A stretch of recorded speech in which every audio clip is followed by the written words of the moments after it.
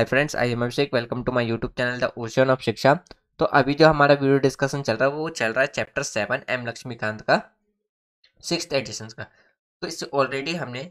7.10 lecture तक discuss कर लिया। उसका लिंक सारे आपको डिस्क्रिप्शन में मिल जाएंगे, आप उसको जा करके देख सकते हैं। तो आज हम वीडियो जो टॉपिक्स स्टार्ट करेंगे वीडियो में, वो हम जो राइट टू फ्रीडम है उसको हम डिस्कस करेंगे। हमने जो राइट टू इक्वालिटी है, राइट टू इक्वालिटी, जो कि आता है हमारा आर्टिकल 14 से लेकर के आर्टिकल 18 तक, वो हमने पूरी ब्रीफली में डिस्कस किया है कि आर्टिकल 14 के अंदर कौन कौन से प्रावधान रखे गए हैं, 15 के अंदर कौन कौन से प्रावधान रखे गए हैं, 16 के अंदर कौन कौन से प्रावधान रखे गए हैं, 18 के अंदर कौन कौन से प्रावधान रखे गए हैं। फिर हमने उसमें इकोनॉमिकल वीकर सेक्शंस के बारे में डिस्कस किया है कि किस तरीके से इकोनॉमिकल वीकर सेक्शंस को 10% का रिजर्वेशन दिया गया। फिर हमने इकोनॉमिकल वीकर सेक्शंस, जो सॉरी अदर बैकवर्ड क्लासेस जिसे हम ओ बी सी कहते हैं, उसको किस तरीके से 27% का आरक्षण दिया गया और उसमें सुप्रीम कोर्ट की क्या क्या डिसीजन थे। सुप्रीम कोर्ट के डिसीजंस के बाद जो गवर्नमेंट ने जो एक्शंस लिए थे सुप्रीम कोर्ट के डिसीजंस के अगेंस्ट में, उसको भी हमने डिस्कस किया था, जो हमारा आर्टिकल वो राइट टू इक्वालिटी था। तो आज हम जो हमारा आज से जो डिस्कशन चलेगा वो चलेगा हमारा right to equality, oh sorry right to freedom का, जो कि आता है हमारा आर्टिकल 19 से लेकर के आर्टिकल 22 के बीच में। तो आप उसी तरीके से जिस तरीके से हमने राइट टू इक्वालिटी का एक एक आर्टिकल बहुत ज़्यादा ब्रीफली डिस्कस किया था कि कौन कौन से प्रावधान किस तरीके से एक्सप्लेन किया गया है किस आर्टिकल में, उसको डिस्कस किया था, उसी तरीके से हम राइट टू फ्रीडम को भी डिस्कस करेंगे। तो आज की वीडियो में हम 3 टॉपिक डिस्कस करेंगे जो कि आते हैं किसके अंदर, राइट टू फ्रीडम के अंदर। पहला टॉपिक होगा हमारा आज का प्रोटेक्शंस ऑफ 6 राइट्स, किस तरीके से हमें 6 अधिकारों का प्रोटेक्शंस मिलता है राइट टू फ्रीडम के अंदर। दूसरा टॉपिक डिस्कस करेंगे freedom of speech and expressions, यानी कि हमारी जो व्यक्तिगत विचार है, हमारी जो भाषण है, हम जो भाषण देते हैं जिसमें हम अपने व्यूज पॉइंट्स ऑफ व्यूज दूसरों के सामने एक्सप्रेस करते हैं, वो अधिकार हमें मिलता है, उसको डिस्कस करेंगे। अगर हम मीडिया की बात करें तो मीडिया के पास जो पावर मिलता है अपने व्यूज को एक्सप्रेस करने का, वो मतलब इसी राइट्स के तहत मिलता है। फिर हम डिस्कस करेंगे फ्रीडम ऑफ असेंबली, यानी कि हमारे पास जो अधिकार है अपनी सभा बुलाने का, ग्रुप्स बुलाने के, जिसमें हम अपने कुछ पॉइंट्स ऑफ व्यू रख सकते हैं, तो उसको हम डिस्कस करेंगे। तो यानी कि आज हम सिर्फ इन 3 टॉपिक को डिस्कस करेंगे, जो कि हमारा होगा 7.12 लेक्चर। उसमें हम इसके बाकी की प्रोविंस को डिस्कस करेंगे। तो चलिए स्टार्ट करते हैं हम अपना आज का डिस्कशन। तो हमारा जो सबसे पहला टॉपिक रहने वाला था रहेगा आज का, वो रहेगा प्रोटेक्शंस ऑफ 6 राइट्स, जो कि आता है हमारा आर्टिकल 19 के अंदर। यानी कि हमारे कॉन्स्टिट्यूशंस में जो राइट टू फ्रीडम है उसमें 6 ऐसे राइट हैं जिसकी प्रोटेक्शंस की बात रखी गई है। सबसे पहले अगर हम बात करें तो जो हमारा right to freedom of speech and expression है, पहला जो अधिकार की जो प्रोटेक्शंस की बात की गई है, हर एक आदमी के पास ये अधिकार होगा, ये अधिकार है कि वो अपने पॉइंट्स को दूसरों के सामने या अपने स्पीचेस को दूसरों के सामने क्या कर सकता है, स्वतंत्र पूर्वक होकर के एक्सप्रेस कर सकता है, यानी कि सामने अपने विचार को रख सकता है। दूसरा जो अधिकार की बात की गई है, यानी कि हम अपनी असेंबलीज बुला सकते हैं, यानी कि हम अपनी ग्रुप्स की सभाएं बुला सकते हैं, यानी कि जो ग्रुप्स की जो मीटिंग होती है सोसाइटी के अंदर किसी चीज की डिसीजंस लेने के लिए, तो हम उसे बुला सकते हैं। इस चीज का अधिकार हमें हमारा कॉन्स्टिट्यूशन देता है। लेकिन इसमें एक बात और रखी गई है कि हम पीसफुल असेंबली तो बुला सकते हैं, बट उसमें कोई भी हथियार नहीं होने चाहिए, वो शांतिपूर्ण होने चाहिए। यदि कोई ग्रुप्स बिठाई जाती है और उसमें हथियार से भी शामिल होते हैं, तो उस टाइम वो क्या होगा, अनकॉन्स्टिट्यूशनल माना जाएगा, अनलॉफुल एक्टिविटीज मानी जाएगी, जिसके तहत क्या है, तो जो कि क्या होगा, एक बाय द लॉ एक होगा पनिशेबल एक्टिविटीज के तहत उसमें उसको रखा जाएगा। तो यहाँ पे हम ऐसा नहीं कह सकते कि यहाँ पे हमारा जो राइट टू पीसफुल असेंबली है उसका एबोलिशन हो रहा है। यहाँ पे क्लियरली ये बात समझाने की कोशिश की गई है कि आपके पास अधिकार है कि आप अपने ग्रुप सोसाइटी के अंदर एक ग्रुप्स यानी कि असेंबलीज बुला सकते हैं, बिठा सकते हैं, अपने व्यूज एक्सप्रेस कर सकते हैं, लेकिन उसमें किसी भी तरीके का आर्म्स यानी कि हथियार नहीं होना चाहिए। यदि उसमें हथियार होगा तो उसे अनलॉफुल एक्टिविटीज के तहत उसे रखा जाएगा। तीसरा जो अधिकार की बात करता है, तीसरा ये कहता है कि हर एक आदमी के पास ये अधिकार है कि वो अपनी यूनियन, सहकारी समिति यानी कि जिसे हम कोऑपरेटिव सोसाइटीज कहते हैं, तो उसे वो क्या कर सकता है, तो बना सकता है। ये हमें अधिकार देता है। चौथा जो अधिकार की बात की गई है, चौथे अधिकार में ये कहा गया है कि हर एक पर्सन के पास ये अधिकार है कि वो बिना किसी भी मतलब बिना किसी भेदभाव के या बिना किसी दबाव में वो फ्री होकर के अपने स्वतंत्र रूप से देश में कहीं पे भी घूम सकता है। यानी कि वो अपनी कंट्री के अंदर बिना किसी रिस्ट्रिक्शंस के, बिना किसी दबाव के, वो जहां उसका घूमने का मन हो तो वो उस राज्य में जाकर के घूम सकता है। ये इस बात की आज़ादी है हर एक पर्सन के पास, और ये उसका अधिकार। एग्जाम्पल के तौर पे समझे, जैसे कि कोई person, x person Jammu Kashmir का है, उसके पास ये अधिकार है कि वो जम्मू कश्मीर से लेकर के कन्याकुमारी तक यानी कि तमिलनाडु तक वो किसी भी स्टेट में फ्री होकर के घूम सकता है। यदि कोई पर्सन तमिलनाडु का है तो वो जम्मू कश्मीर तक, तमिलनाडु से जम्मू कश्मीर तक और गुजरात से लेकर के अरुणाचल प्रदेश तक वो आज़ादी पूर्वक घूम सकता है। उस पर किसी भी तरीके का रजिस्ट्रिक्शन नहीं लगाया जाएगा। यानी कि हर एक पर्सन के पास अधिकार है वो आजादी पूर्वक किसी भी राज्य में, अपने देश के अंदर किसी भी राज्य में वो आसानी से घूम सकता है। उस पर सरकार रिस्ट्रिक्शन नहीं लगा सकती। यदि सरकार घूमने से मना करती है तो वो उसका जो राइट, जो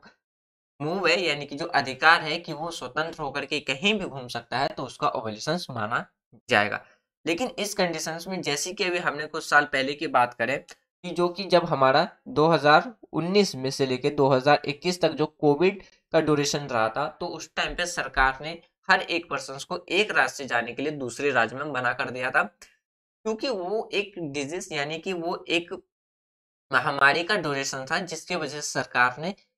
लाइफ यानी कि लोगों के, पर्सन्स के लाइफ पे नेगेटिव इम्पैक्ट ना हो, यानी कि लोगों, बीमारी ज़्यादा ना फैले, सोसाइटी को बचाने के लिए, कंट्री को बचाने के लिए, महामारी को कंट्रोल करने के लिए अगर ऐसे रिस्ट्रिक्शंस लगाती है गवर्नमेंट, तो उसके तहत क्या है, ये हमारे मौलिक अधिकार का एवोल्यूशंस नहीं माना जाएगा। क्यों? क्योंकि वो एक सीरियस कंडीशन था जिसके तहत क्या है, सरकार ने ये एक हार्डली मूव सरकार को उठाना पड़ा था ताकि हम किसी भी तरीके से डिजीज को कंट्रोल कर सके। तो इस केस में भी क्या होगा, तो हमारा जो राइट टू फ्रीली मूव है तो उसको हम एवोल्यूशंस नहीं मान सकते। जब कंडीशंस नॉर्मल होते हैं तो उस टाइम पे हर एक पर्सन के पास अधिकार है कि वो हमारी कंट्री के 28 स्टेट और 8 यूनियन टेरिटरी में बिना किसी मतलब बिना किसी फियर के, बिना भेदभाव या बिना किसी डर के वो आज़ादी पूर्वक से वो घूम सकता है। ये हमारी चौथा अधिकार, ये हमें फोर्थ राइट्स हमें हमारा कॉन्स्टिट्यूशन देता है राइट टू फ्रीडम के अंदर में। पांचवें अधिकार की बात करें तो कोई भी पर्सन किसी भी राज्य में जाकर के सेटल हो सकता है। ये अधिकार हमें हमारा कॉन्स्टिट्यूशन अंडर आर्टिकल 19 के तहत मिलता है। यानी कि अगर कोई व्यक्ति रूरल एरिया से, जैसे कि बिहार से आता है, तो बिहार से आने वाला व्यक्ति भारत की किसी भी राज्य में, यानी कि वो 28 के 28 और 8 इनमें से किसी भी यूनियन टेरिटरी में या स्टेट में जाकर के रह सकता है, प्रॉपर्टीज परचेज कर सकता है, वहां पे अपने मन के अनुसार अपना बिजनेस कर सकता है, काम कर सकता है। ये अधिकार हमें हमारा संविधान देता है। और छठा भी यही है कि हर एक व्यक्ति को अपनी कैपेबिलिटी के अकॉर्डिंग, अपनी क्षमता के अकॉर्डिंग, अपने सिचुएशंस के अकॉर्डिंग वो किसी भी तरीके का जॉब कर सकता है, बिजनेस कर सकता है, ट्रेड कर सकता है। तो ये 6 अधिकार हमें हमारा कॉन्स्टिट्यूशन अकॉर्डिंग टू आर्टिकल 19 हमें ये सारे दिए गए हैं। हमारे पास अगर हम ओरिजिनली बात करें तो हमारे पास पहले कितने 7 अधिकार थे, लेकिन 1978 में 44th कॉन्स्टिट्यूशन अमेंडमेंट एक्ट करके जो हमारा राइट टू प्रॉपर्टी था, जो राइट टू प्रॉपर्टी था उसको हटा, उसे फंडामेंटल राइट से डिलीट करके उसे आर्टिकल 300A के तहत में एक लीगल कानून बना दिया गया। तो यहाँ से वो भी हमारा, यहाँ पे यह आर्टिकल हमारे जो राइट्स हैं इसको सिर्फ इसलिए डिलीट किया गया क्योंकि ये हमारे कंट्री के जो डेवलपमेंट है उसमें कहीं ना कहीं एक डिस्टर्ब करने यानी कि बीच में रुकावट का काम कर रहा था, क्योंकि हमें पता है आज के टाइम पे भी हमारी कंट्री के अंदर जो लैंड है, जब भी अगर कोई गवर्नमेंट की प्रोजेक्ट होती है तो उसमें जो सबसे बड़ी प्रॉब्लम सरकार को फेस करनी पड़ती है वो रहती है कि लैंड आखिर कहाँ से मैनेज किया जाए, क्योंकि सबसे बड़ी प्रॉब्लम होती है लैंड के लिए। तो इसीलिए लैंड जैसे सरकार के जो प्रोजेक्ट हैं उसमें जो एक सबसे मेजर प्रॉब्लम है लैंड रिक्वायरमेंट टू लैंड, तो उसको रिजॉल्व करने के लिए तो आर्टिकल जो हमारा फंडामेंटल राइट था, आर्टिकल 19 से राइट टू प्रॉपर्टी, उसको डिलीट करके यानी कि अमेंडमेंट करके उसे एक लीगल राइट यानी कि कानूनी, यानी कि हम बात करें तो कानूनी अधिकार बना दिया गया। तो ये सारी बातें इसमें कही गई थी। अब बात करते हैं किसके बारे में, freedom of speech and expressions, यानी कि वे अधिकार जो हमें अपनी अभिव्यक्ति या अपने भाषण की जो स्वतंत्रता देती है, हम उसके बारे में बात करते हैं। ये आता है हमारा आर्टिकल 20 के अंदर। यानी कि अगर हम इस अधिकार की बात करें तो हर एक पर्सन के पास ये अधिकार है कि वो स्वतंत्र रूप से आजादी पूर्वक अपने थॉट्स या तो वो अपने भाषण के रूप में दे सकता है, मौखिक रूप से देख सकता है, लिख करके देख सकता है, लिख करके प्रस्तुत कर सकता है। जैसे हम न्यूज़पेपर या रिटन मैगजीन्स में देखते हैं उसमें क्या है, हर एक राइटर्स के अपने अपने पॉइंट्स ऑफ व्यू रहते हैं और अपनी थिंकिंग रहती है जो वो लिख करके प्रिंट करवाते हैं और हम जिन्हें मैगजीन्स के अंदर न्यूज़पेपर्स के अंदर हम देखते हैं। या हम पोस्टर्स के रूप में यानी कि जो हम पिक्चर्स जो हम एडवर्टाइजमेंट के लिए यूज करते हैं एडवर्टाइज, तो उसके तहत भी हम अपने एक्सप्रेशंस को अपने स्पीचेस को क्या कर सकते हैं, पब्लिक के सामने रख सकते हैं। लेकिन उसमें भी कुछ कंडीशंस दी गई है कि उसमें ऐसे स्पीचेस ना होने चाहिए जो किसी को क्राइम के लिए उकसाए, हमारी कंट्री की यूनिटी और जो सोवरेनिटी यदि उसको हर्ट करता हो तो ये भी क्या माना जाएगा, ये एक अनलॉफुल एक्टिविटीज यानी कि हेट स्पीच के तहत इसे रखा जाएगा और उसमें क्या है तो इसके तहत एक्शन लिया जा सकता है। तो हमारे पास जो अधिकार मिलता है स्पीच एंड एक्सप्रेशंस का, तो इसमें ये बात क्लियरली मेंशन कर दी गई है कि हर एक व्यक्ति के पास भाषण देने का और अपने विचार रखने का अधिकार तो है, लेकिन वो ऐसा कोई भी भाषण नहीं दे सकता है, ऐसा कोई भी अपने विचार एक्सप्रेस नहीं कर सकता है जो या तो किसी व्यक्ति को क्राइम के लिए उकसाए या हमारी कंट्री की सॉवरेनिटी और इंटीग्रिटी को क्या करता हो, हर्ट करता हो, या लड़ाई का अगर दो पर्सन्स के बीच में अगर लड़ाई का कारण हो तो वो भी ऐसा व्यक्ति भाषण नहीं दे सकता है, उसको हेट स्पीच के अंदर रखा जाएगा और उसे एक अनलॉफुल एक्टिविटीज माना जाएगा जिसके तहत उसे पनिश भी किया जा सकता है। तो ये सारी बात रखी गई है हमारे freedom of speech and expression में। अगर हम फ्रीडम एंड एक्सप्रेशंस की बात करें तो आज के टाइम पे जो हम मीडिया को देखते हैं, जो कि हम कहते हैं कि ये डेमोक्रेसी का क्या है, एक फोर्थ पिलर है। अगर हम डेमोक्रेसी का इसको क्या मानते हैं, फोर्थ पिलर मानते हैं। तो मीडिया के पास जो अधिकार मिलता है अपने पॉइंट्स को रखने का, अपने व्यूज को रखने का, पब्लिक के सामने रियलिटी लाने का, तो किसके तहत मिलता है, freedom of speech and expressions के अकॉर्डिंग ही, इसी राइट्स के तहत इन्हें ये अधिकार मिलता है कि वो पब्लिक के सामने क्या रखे, जो भी एक्टिविटीज चल रही हो, उनके जो पॉइंट्स ऑफ व्यूज हो वो पब्लिक के सामने रखे। एग्जाम्पल के तौर पे अगर आप लाइव एग्जाम्पल समझे कि जो भी बच्चे आज के टाइम पे जो भी कॉम्पिटेटिव की तैयारी करते हैं, जैसे कि यूपीएससी, पीएससी, एसएससी, ऐसे जो जितने भी जो गवर्नमेंट कॉम्पिटेटिव एग्जाम्स के जो स्टूडेंट्स तैयारी करते हैं, या जो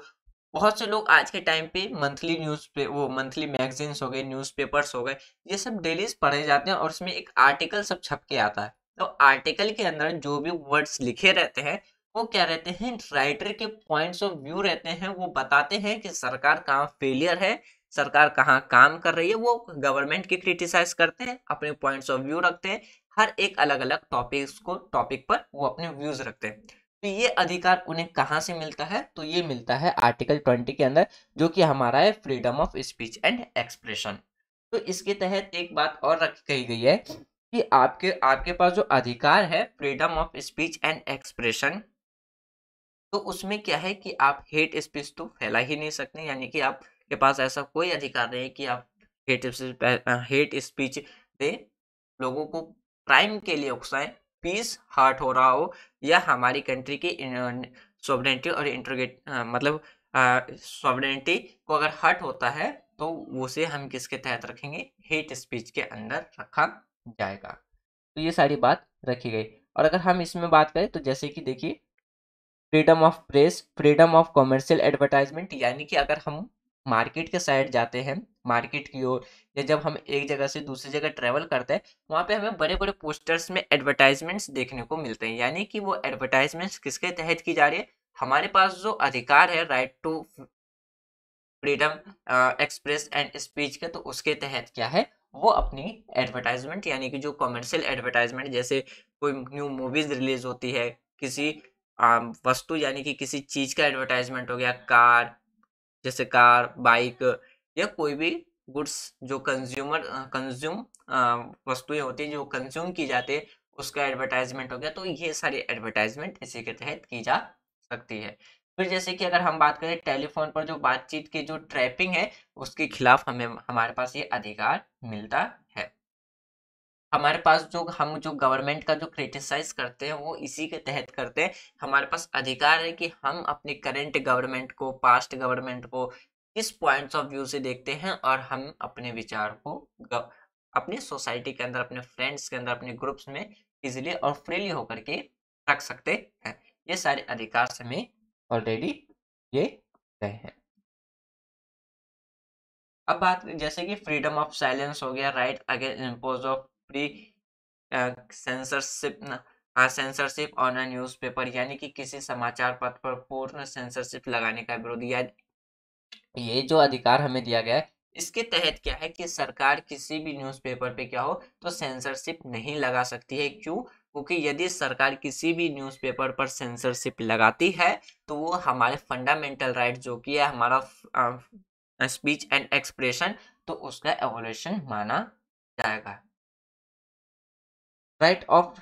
demonstrations of picketing about not right to strike, यानी कि अगर हम प्रदर्शन या धरना का अधिकार हमें मिलता है, लेकिन हमें हड़ताल का अधिकार नहीं मिलता है। क्यों? क्योंकि यदि हम हड़ताल पे जाते हैं, यदि कोई व्यक्ति हड़ताल करता है, तो उससे हमारी कंट्री के इकोनॉमिक डायरेक्ट और इनडायरेक्ट दोनों रूप से काफी ज्यादा नेगेटिव इम्पैक्ट पड़ता है। इसलिए हम क्या कर सकते हैं, सरकार के प्रति सिर्फ धरना कर सकते हैं, लेकिन हड़ताल नहीं कर सकते हैं। यह हमारे कॉन्स्टिट्यूशन के अंदर क्लियरली मेंशन है। और ये वाला पॉइंट मैंने आपको स्टार्टिंग में ही बता दिया था कि सरकार, गवर्नमेंट या स्टेट के द्वारा हमारे उन स्पीचेस के एक्सरसाइजेस को, या हमारे जो स्पीच एंड एक्सप्रेशंस है उसको क्या है बैन लगा सकती है, यानी कि उसको रोक सकती है, उसका उस पर इम्पोज लगा सकती है, जब यदि उसका जो ग्राउंड है, बैकग्राउंड हो, हमारी कंट्री की सॉवरेनिटी और इंटीग्रिटी को क्या कर रहा हो, हर्ट कर रहा हो, या जो स्टेट की जो सिक्योरिटी है उसको भी अगर हर्ट कर रहा हो, तो जो गवर्नमेंट है, स्टेट है, उसके द्वारा इम्पोज लगाया जा सकता है हमारे स्पीच एंड एक्सप्रेशंस पे। पब्लिक ऑर्डर हो गया, जैसे पब्लिक ऑर्डर, फॉरेन स्टेट हो गया, फ्रेंडली रिलेशन हो गया, इन सब के अगर इन सबको हर्ट, अगर ऐसी स्पीचेस दी जाती है जो इन सबको हर्ट करती है, तो उस पर सरकार के द्वारा या स्टेट के द्वारा इम्पोज लगाया जा सकता है। ये भी हमारे कॉन्स्टिट्यूशन में क्लियरली तौर पर मेंशन है। अब बात करते हैं फ्रीडम ऑफ असेंबलीज के बारे में, यानी कि हर एक पर्सन के पास क्या है, अपनी असेंबलीज बुलाने का अधिकार है। असेंबलीज बुलाने का मतलब है कि वो अपने एक सभा को बुला सकता है जिसमें मैनी पीपल्स के जो ग्रुप्स हों, जैसे कि अगर हम बात करते हैं मैनी पीपल्स ऑफ ग्रुप को, उसी को कहते हैं असेंबली। यानी कि हर एक पर्सन को क्या है, अपनी असेंबली बुलाने का अधिकार है, अपने सदन का अधिकार है। क्यों? क्योंकि हमें ये अधिकार इसीलिए दिया गया है क्योंकि पता है कि जो ह्यूमन है वो क्या है, एक सोशल पर्सन है, यानी कि वो एक सामाजिक व्यक्ति है। तो सामाजिक व्यक्ति में जो मैंने बहुत से पीपल्स आते हैं, बहुत से लोग आते हैं, तो जिसके तहत क्या है, ह्यूमन के पास क्या दिया है, तो राइट टू असेंबली, यानी कि वो सोसाइटी के अंदर अपनी सभा, यानी कि जो मैनी मैनी ग्रुप्स ऑफ जो पीपल्स हैं उसके उनको बुलाने का अधिक अधिकार हमारे संविधान के अंदर दिया गया है। लेकिन इसमें भी क्या है, तो इसमें भी रेस्ट्रिक्शन लगाया जा सकता है गवर्नमेंट के द्वारा। वो हम आगे डिस्कस करेंगे कि किन किन केस में गवर्नमेंट के द्वारा जो हमारा फ्रीडम ऑफ असेंबली है उसको इम्पोज किया जा सकता है, या इम्पोज किया जा सकता है, रेस्ट्रिक्शन लगाया जा सकता है। यानी कि अगर हम बात करें, हर एक व्यक्ति के पास क्या है, अधिकार है कि वो शांतिपूर्ण और बिना हथियारों के क्या करे, असेंबलीज यानी कि ग्रुप को बुला सकती है, बिठा सकते हैं और उसमें अपने जो व्यूज हैं उसको एक्सप्रेस कर सकती है, डिस्कशंस कर सकती है, जो कि क्या हो, जैसे जिसे हम कहते हैं पब्लिक मीटिंग। उसी को फिर अगर जैसे कि डेमोस्ट्रेलाइजेशन हो गया, the take out the process. इस फ्रीडम के तहत क्या है, इसमें हम सिर्फ पब्लिक ही, जैसे कि जो हम पब्लिक असेंबलीज है वो ऐसी जगह पे बुलाई जानी चाहिए जहाँ पे क्या हो, जो पब्लिक है, जो दूसरे पर्सन है, उनको आने जाने के लिए कोई डिस्टरबेंस ना हो, या दूसरे पर्सन पे यानी कि जो अदर्स पीपल हैं जो असेंबली के मेंबर नहीं है, उनको किसी भी तरीके का डिस्टरबेंस नहीं होना चाहिए। ऐसी जगह पे क्या हो, पीसफुल असेंबलीज बुलाने का अधिकार हमारा हम संविधान देता है। यानी कि अगर हम चाहें कि असेंबली बुलाना बुलाना चाहें और हम पब्लिक प्रॉपर्टी पे जाएं जहां पे पब्लिकों का आना जाना रहता है, जो असेंबली के जो मेंबर नहीं है तो उनको वो इससे डिस्टर्ब हो सकता है। तो ऐसी जगह पे बुलाया जाता है जो एरिया फ्री हो, स्पेस खाली हो, वहां पे किसी भी अदर पब्लिक का आना जाना ना हो। वहां पे ऐसी जगहों पे क्या है, कोई भी व्यक्ति अपनी पीसफुल असेंबली बुला सकता है। जैसे कि जब चुनाव का टाइम आता है, अलग अलग मिनिस्टर, अलग अलग एमएलए अपने एरिया के, वो क्या करते हैं, असेंबलीज बुलाते हैं अलग अलग पीपल्स की, जिसमें वो अपनी स्पीच देते हैं, अपने व्यूज रखने की, वो अगर जीत के आएंगे तो इलेक्शंस के टाइम पे क्या करेंगे, किस चीज में उनका एक्शन होगा, पब्लिक के लिए क्या क्या करेंगे। ऐसी जगह पे नहीं बुलाई जाती है जहां पे जैसे कि जैसे मेन रोड हो गया, ऐसी जगह पे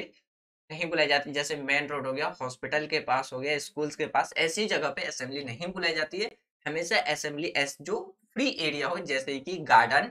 ऐसी जगह पे क्या है, तो मीटिंग्स असेंबली शांतिपूर्ण बुलाई जाती है। ये बात रखी गई है हमारे कॉन्स्टिट्यूशन में कि किसी व्यक्ति को अगर अपनी असेंबली बुलानी है, अपनी सभा बिठानी है, तो उसके लिए वो क्या करे, सबसे पहले वो तो पीसफुल होना चाहिए, यानी कि शांतिपूर्ण होना चाहिए। ऐसा नहीं कि हमने अपनी सभा बुला ली और तोड़फोड़ हो रही है, पब्लिक प्रॉपर्टी को नुकसान पहुंचाया जा रहा है,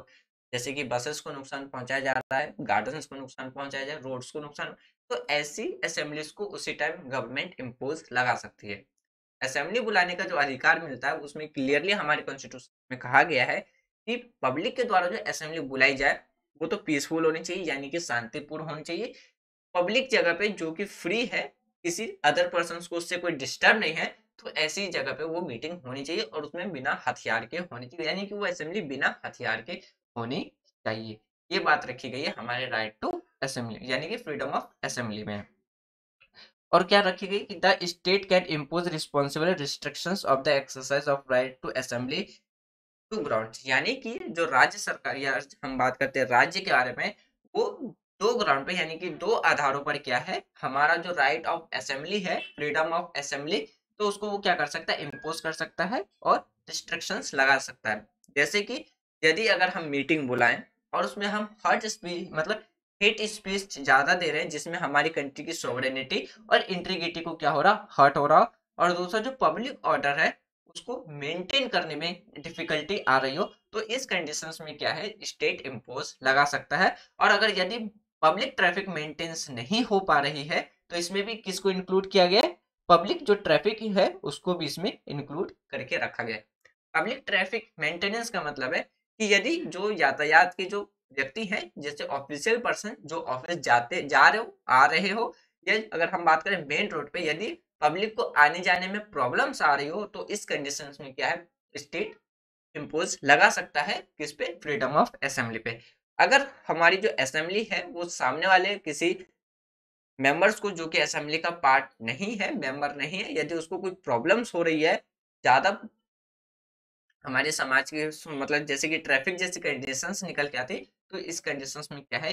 इम्पोज लगाया जा सकता है और हम कोर्ट नहीं जा सकते हैं ये लेकर के कि हमारे जो अधिकार है, right to freedom of assembly, उसका एबोलिशन हो रहा है। क्यों? क्योंकि यहाँ पे सरकार के पास अधिकार आता है कि दो बेसिस पे, जिसमें हमारी कंट्री की सॉवरेनिटी और इंटीग्रिटी आ रही हो, और जो ट्रैफिक मेंटेनेंस है वो एबोलिशन हो रहे हो, यानी कि उसका उल्लंघन हो रहा हो, तो सरकार उसको इम्पोज कर सकती है। तो ये बात उसमें रखी गई है। अब बात करते हैं under section 44 144 criminal proceeding code.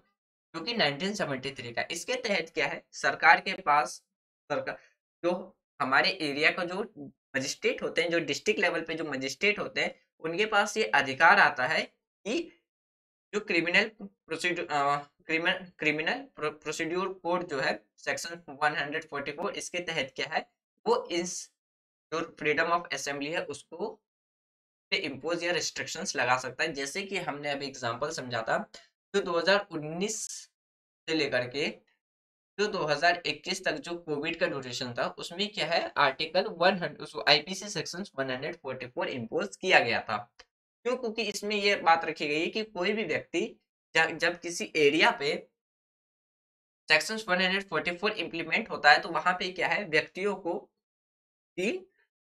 3 या 4 से ज़्यादा, जैसे 3 हो या 4 हो, इससे ज़्यादा पब्लिक को एक साथ घूमना या ग्रुप बना करके खड़े होना किसी पर्टिकुलर जगह पे, वो अलाउ नहीं रहता है। यानी कि अगर हम इन शॉर्ट बात करें, तो वहाँ पे जो असेंबली, जो फ्रीडम ऑफ असेंबली है, तो उसको खत्म कर दिया जाता है। और ये इम्पोज किसके द्वारा किया जाता है, तो मजिस्ट्रेट के द्वारा इम्पोज किया जाता है। और ये कुछ कंडीशंस में किए जाते हैं, जैसे कि अगर हम बात करते हैं ह्यूमन लाइफ की कंडीशन, यदि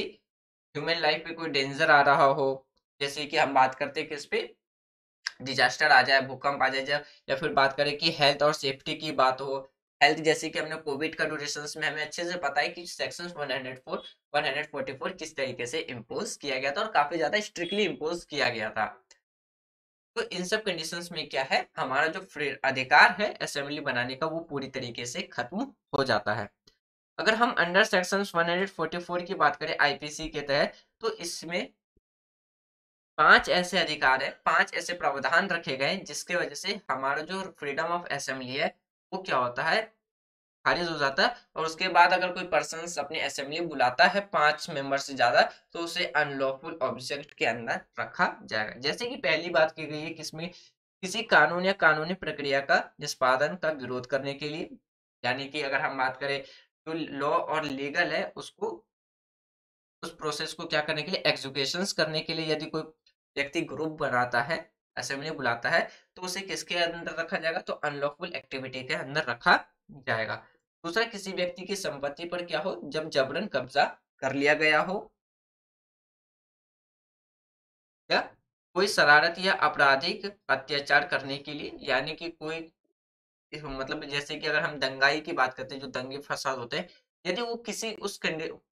उस मेंटेलिटी से आया हो, या उस मेंटेलिटी से अपनी असेंबलीज बनाया गया हो, तो इस कंडीशंस में भी क्या है, उसे अनलॉफुल एक्टिविटीज माना जाएगा। चौथा जो प्रोविजन रखा गया, किसी भी व्यक्ति को अवैध कार्य करने के लिए मजबूर करना। और पांचवा जो प्रोविजन रखा गया है, वैध शक्तियों का प्रयोग करने पर सरकार या उसके अधिकारियों को धमकाना। तो इन कंडीशंस पे क्या है, जब सेक्शन 141 लगता है, तो वहां पे 5 लोगों से ज्यादा जो असेंबलीज बुलाई जाती है, जो ग्रुप बनाई जाती है, तो उसको अनलॉफुल एक्टिविटीज के अंदर रखा जाता है। आप यहाँ पे 144 और सॉरी 141 और 144 में कंफ्यूज मत होना, ये काफी ज्यादा स्ट्रिक्ट माना जाता है कंपेयर इसके। तो फ्रेंड्स, ये था हमारा आज का डिस्कशन, जिसमें हमने डिस्कस किया freedom of assembly, freedom of speech and expression, और आर्टिकल 19 के अंदर जो हमारे 6 राइट्स की प्रोटेक्शंस की बात की गई है, उसको हमने डिस्कस किया। नेक्स्ट वीडियो में जो हम टॉपिक डिस्कस करेंगे, वो हम डिस्कस करेंगे freedom of association, freedom of movement और फ्रीडम ऑफ रेसिडेंस। ये 3 टॉपिक हम 7.12 लेक्चर में डिस्कस करेंगे। तो मुझे उम्मीद है कि आज जो भी हमने डिस्कस किया, वो आपको प्रॉपरली समझ में आ गया होगा। यदि कोई डाउट्स हो, तो आप अपने डाउट्स को कमेंट बॉक्स में लिख दीजिएगा। जब हम अपना नेक्स्ट वीडियो में जब अपने टॉपिक्स डिस्कस करेंगे, उससे पहले हम अपने डाउट्स क्लियर करेंगे, तब जा करके हम अपने आगे के टॉपिक को डिस्कस करेंगे। यदि आपको ये वीडियो पसंद आ रही हो, वीडियो से पसंद आ रही हो, तो आप वीडियो को लाइक कर सकते हैं, शेयर कर सकते हैं, एंड चैनल को सब्सक्राइब कर सकते हैं। तो thanks for watching friends, take care, जय हिंद।